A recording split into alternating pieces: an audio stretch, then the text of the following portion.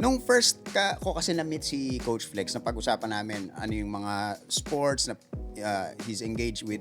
Basketball player ka pala before. Wow. Yes, Coach. Flex. Since grade school, nagba-basketball na ako. So, technically, siya yung unang-unang sport ko talaga, which is So basketball. bata pa lang atleta ka na talaga. Yes. Oh, Nag-UAAP okay. ka, Coach, Yes, tama? nag-UAAP ako, high school and college. Diba? Diba? May gusto mo bang pangalanan? Pwede bang sabihin kung anong team, anong UP. UP. UP Maroons. Ayan, shoutout sa lahat ng mga taga-UP. Sino mga kabatch mo na mga players before, Coach? na maalala mo? Kung gusto mo lang i-reveal yung age. Technically, sa mga sikat talaga si Renren Ritualo.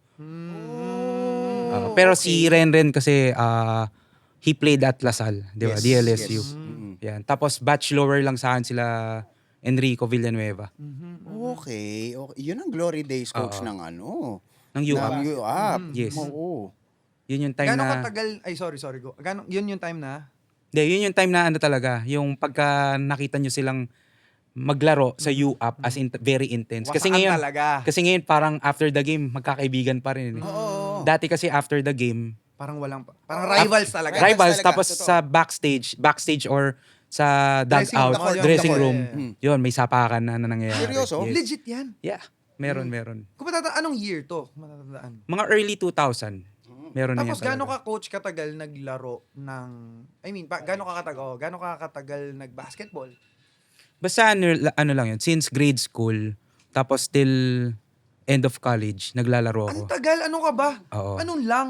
Oo. Since grade school, tas nag-high school, tas college. Pero after nung college, doon ako nag-decide na huminto kasi I tried na mag-tryout sa mga ibang... Kasi after the UAP, kailangan mo na mag-tryout sa PBA. ibang... That time may PBL pa eh. PBL. PBL Oo, yung tama, parang tama. amateur league. Oo, ng oo. PBA. Pero nung napansin ko kasi na nagtra-tryouts na ako, nahihirapan ako kasi because of my height. Malit lang kasi ako. Exactly. So, ang advantage ko kasi nung naglalaro ako, mabilis ako. Mhm. Kaya lang, mayroong mga matatangkad sa akin na kasing bilis ko lang din.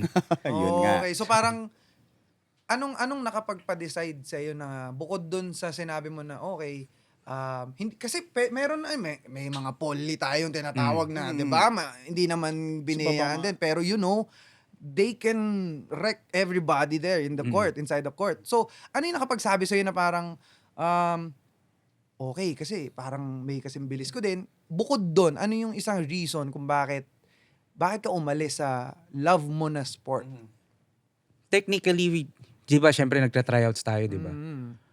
That time napansin ko, kasi I hate rejections talaga eh. So, since elementary to college, pag Okay nagtra-tryouts ako talaga, Good lang. lagi yung pasok. So, kumbaga, nakukuha agad ako. Dito parang nakakat ka. Oh. Tapos dumating yung point na di ka talaga nakukuha. So, technically dun ko naisip na parang Hindi siya for you. hindi talaga na siya para sa akin.